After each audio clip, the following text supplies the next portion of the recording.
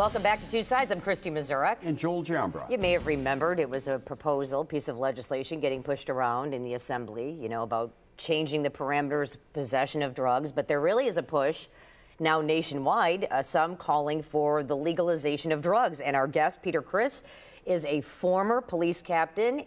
You are in favor of legalizing drugs, and some would be aghast to hear a former cop is actually saying, let's favor the legalization of drugs. Why do you think it should happen? Okay, one thing real quick. I'm a retired police captain, so I spent 20 years and they send me a check every month. So I just wanted to point that out. Yes, I'm one of the co-founders of LEAP, Law Enforcement Against Prohibition. And why we came together as an organization in 2002 is because we see the failure of the policy of prohibition in our society. I was talking to somebody earlier today and they said, well, you think these gangsters will just become honest people if we legalize drugs? And my answer to them was no. The gangsters will stay gangsters, but most of the people that are involved in this illegal trade, you really wouldn't classify as gangsters. They're more like opportunists. To give you a quick example, in 1919, there was a homicide rate in this country. We instituted alcohol prohibition in 1920. The homicide rate in this country climbed every year until it peaked in 1933 when we legalized alcohol. And by 1937, the homicide rate in America was back down to the level it was at before alcohol prohibition started. And I want to point out one other thing about 1937. That was the deepest, darkest period of the Depression in this country. So there was a lot of angry people, but they weren't killing themselves anymore because we took the product away that they were killing themselves over. Legalization of drugs is not about the drugs. It is about the gangsterism and terrorism that is supported by the illegal marketplace in this country. So, I mean, where do you begin? Because some people just out of the gate are going, whoa, they're still trying to wrap their head around that a retired police captain wants drugs very criminalized now to be made legal. It just doesn't make sense. Well, I can understand that, and it's because I think they think the issue is about the drugs. And as I said before, it isn't. It's about the crime and violence. Law enforcement was designed by a guy by the name of Robert Peel over in London, England in the early 1800s. That's why they call them bobbies, by the way, Robert Peel. And he designed an organization of law enforcement that would protect people from other people doing them harm. When you institute a prohibition like we have with drugs in this country, what you are doing is not protecting people from other people. You are attempting to use law enforcement to protect people from themselves. Protecting you from yourself is a function of family, church, education, and the healthcare system. It never is and never should have been intended to be a law enforcement function. We are out there enforcing morality when we enforce drug laws, and that is not our job. We were not trained to do it. We are not capable of doing it. And if anything else, you see the failure of it. We've been doing this for over 40 years since Nixon kicked it off, and the drugs are more available, purer quality, and cheaper than they've ever been before on the streets of America. And we've had 40,000 deaths in Mexico in the last 5 years fighting over this drug trade. Plus, we've destroyed more lives than the drugs have by incarcerating people and hanging felony convictions on them, and denying them college educations, denying them jobs for no good reason. And one other thing I want to point out, just in case people think that if we do it hard enough, this is actually going to be doable to make drugs go away. We have the largest prison system on the planet. And I would like to point out one of the most efficient prison systems on the planet.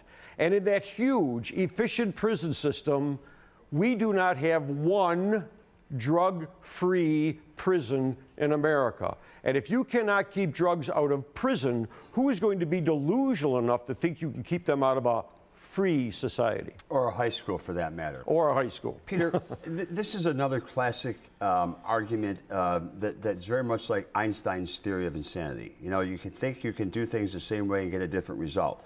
I think President Nixon declared war on drugs over 30 years ago. How are we doing on that war? Well, we're losing. In fact, I speak to a lot of Rotary clubs, Kiwanis clubs, Lions clubs, and I start out my presentation by asking them a question. And the question is, do you think we can win the war on drugs? Now, let's define what winning war means. We won the Second World War. We don't fight the Germans and the Italians and the Japanese every once in a while. The war is over, we won it, it's done, okay? That's what one war was. So if we win the war on drugs, that means we've taken the word marijuana and heroin out of the dictionary because we've defeated the drugs, they're gone. And I ask people to raise their hands, and nobody ever puts their hand up to think that's possible. So now let's change the discussion.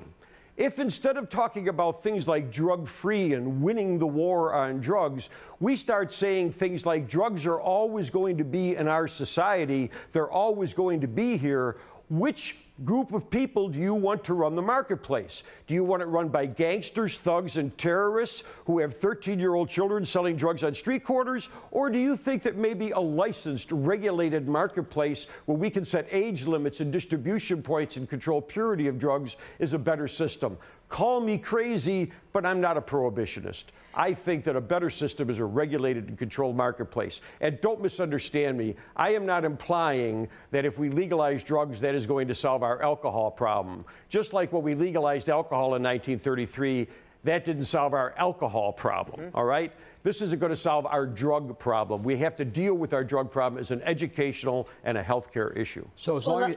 Wait, my question would be then, you know, some would say, I'm sure some of the people at the Rotary clubs, by the way, I would like to go to the next time that you speak to them because I would love to see their faces when you start your opening pitch. If you're legalizing drugs, doesn't that promote more usage? Gee, I don't know, does it? How many people do you think in America are not using cocaine because they can't get it? Oh, all right? Every single person that wants to get it is going to get it. Acquiring the drug is not what makes people decide to use it. It's all about demand and supply, right, Peter? As long as there's a demand, there's going to be a supply. That's just the entrepreneurial spirit of capitalism, I suspect. So we're saying we're going to take this down to its most minute point and say, just like a pack of cigarettes, if you choose not to smoke, you're not going to do heroin, you're not going to do cocaine. Well, if heroin was legalized, would you go out tomorrow and do heroin? No. Of course not. Of course not. Because I know what the effects are. Of course not. If you wanted heroin, you can get it today just about anywhere in the city. Well, it's interesting when you mention tobacco. It's interesting when you mention tobacco because one of the comments I get from people all the time is, if we legalize drugs, what kind of a message does that send to our children? It's condoning. It's saying that drugs are really okay. Well, I like to use tobacco. And if you ask any tobacco smoker who's been smoking more than 20 years, if they ever felt condoned in this society, they'll tell you, oh yeah, 10 years ago, 15 years ago, I felt absolutely condoned. Every place I walked into, there was an ashtray. I could smoke at an airplane all the way from New York to Los Angeles. You ask cigarette smokers today if they feel condoned, and they'll tell you no. They feel barely tolerated by the rest of society. And let's also point out another victory. We have gotten 50% of the adult cigarette smokers to quit smoking in the last 10 years without banning one cigarette, without burning or poisoning one tobacco field, just by simply making it less easy for people to smoke, and also by talking against it and pointing out the errors of it. That's the things that work. You know, the drug czar said the other day at a press conference, and I wish if you're ever at this press conference, because you people are in the news, you would ask the question that I always want to ask. He said that this drug issue in America is fundamentally a healthcare and an educational problem. And nobody asked him, what other healthcare and educational problems do you think we should use the criminal justice system as our main approach to? Because I can't think of any. Peter, we're going to take a quick break. Stay right there. It is a group called LEAP, Law Enforcement Against Prohibition. Peter Christ is here, and we've been talking about how alcohol prohibition led to homicide rates increasing. So you say do away with all the laws and rules and regulations. Again, you can drink alcohol out in public. I don't know if I would want to see someone shooting up, some heroin next to me somewhere. That's where I'm thinking, you know what I'm saying? How do you combat that? I don't think that would happen, but I think this is a multi-billion-dollar illegal industry that's taking place right now here in America.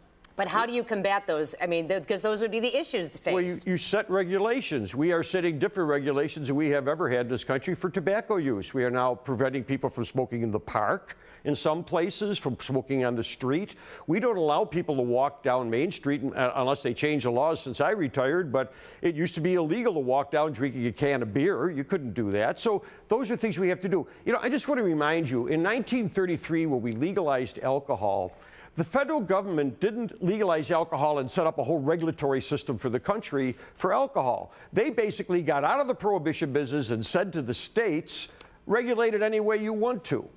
Mississippi didn't end their alcohol prohibition until around 1970. Okay, it was still prohibited. You still have dry counties in some area.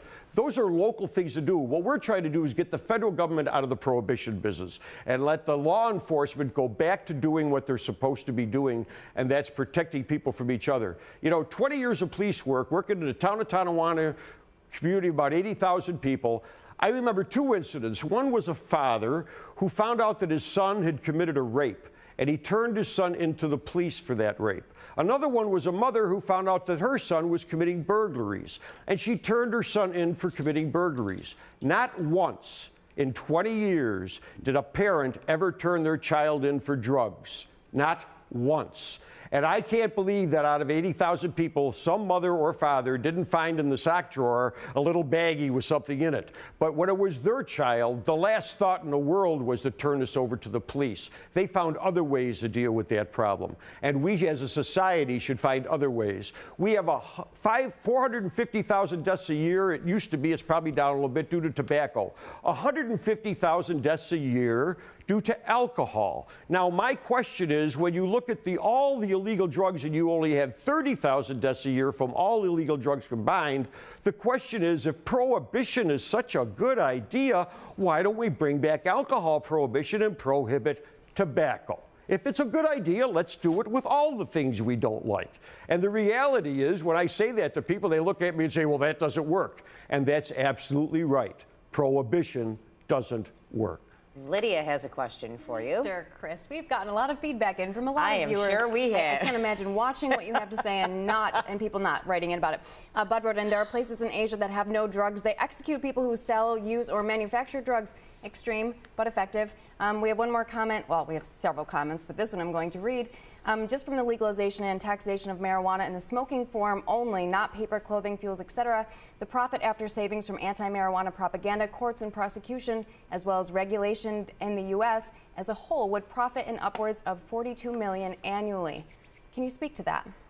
Well, absolutely. That's what we're talking about. We are spending $70 billion a year in this country trying to win this drug war. We could revert that to using that in our prison systems, in the treatment community. We can spend that money other ways. Plus, if we legalize it, I'm sure we're going to tax it. In America, we're not going to tax it? Of course we're going to tax it. We're going to generate income from it. Plus, we'll create jobs. Plus, we'll bring the hemp industry back, which was also outlawed in the 1930s when they outlawed marijuana. And the hemp industry is a very strong industry. And when you mention other countries, I had a guy come up to me after a Rotary meeting a couple years ago and he said to me, well, you know what they do in Saudi Arabia if they catch you with drugs? And I said, yeah, and they take you down to the town square and they chop your head off. And he said smugly, yeah, that's right. And I answered him with two answers. One was, call me crazy, but when I think of countries I want America to be more like, Saudi Arabia is not one of the first ones that pops into my head. And two, you know what they do every year in Saudi Arabia when they catch people with drugs? They take them down to the town square and they chop their head off. And you know why they do it every year? Because it doesn't work. If it worked, the rest of the people see that head rolling through the courtyard, that'd be the end of the drug problem. But even that doesn't work. People choose to do this. The first attempt at prohibition that we have any historical record of started with these words: do not eat the fruit of the tree of knowledge of good and evil. Whoa. It was in the Garden of Eden, and the reason why it didn't, and the reason why it didn't work is told you in Genesis, and it's because the Creator, after creating the two people, granted them free will. Lydia, and that's what we're trying to outlaw. Lydia has one more quick question before we go to the break. Biblical on that one, but that's okay. Pete wrote in, he said, how much tax revenue would this actually generate? If it was legalized, people would grow their own. Presumably, employers would still be permitted to drug test employees, cutting down job opportunities for those who take advantage of this. The police would need to acquire equipment to determine if drivers were under the influence of pot when pulled over. There's also the issue of secondhand smoke. It can make those around you high. Can you speak to that quickly? We don't have much time. crime. Well, there's a bunch of stuff there, but obviously we have driving while intoxicated by drug laws now, so that's not a problem. We have the secondhand smoke thing. We're dealing with that with tobacco by regulating where people could use it and so on and so forth. So that's not the problem. What was the first one you said on there? If it was legalized, people could grow their own, and employers would still have to That's right. drug test. And I know that everybody listening to me today, after they get done watching this show, will go outside and tend their tomato garden, right? You can grow your own tomatoes. You don't have to buy them from anybody, but you know what? The vast majority of us don't want to do that, so we'd much rather buy them at the store. Let's be honest about this. You can make your own alcohol, too. Very few people do it.